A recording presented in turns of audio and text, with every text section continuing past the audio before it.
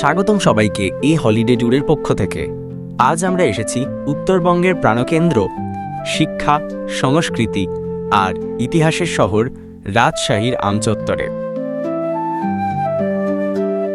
সুমিষ্ট আমের জন্য বিখ্যাত, তাই একে আমের রাজধানী বলা হয়। এই শহরে প্রবেশ করার সময় আমের দৃশ্য চোখে পড়ার জন্য নওদাপাড়া এলাকায় একটি সুন্দর গোল চত্বর তৈরি করা হয়েছে, যেখানে ইট ও সিমেন্ট দিয়ে 3টি আমের ভাস্কর্য স্থাপন করা হয়েছে। এই চত্বরটির নাম দেওয়া হয়েছে আম চত্বর। এই শহরের উত্তরে নওগাঁ রোড, পশ্চিমে চাঁপাইনবাবগঞ্জ, পূর্বে খড়খড়ি বাইপাস দিয়ে ঢাকা মহাসড়ক আর দক্ষিণে রাজশাহীর ঐতিহাসিক পুরান শহর। বন্ধুরা, আর দেরি কেন? চলুন ড্রোন ক্যামেরার চোখে দেখে আসি রাজশাহীর এক ঝলক ঐতিহ্য আর সৌন্দর্য। আমাদের ভিডিওটি দেখার জন্য আমন্ত্রণ রইল।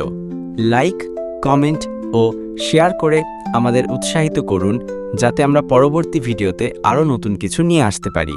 ধন্যবাদ।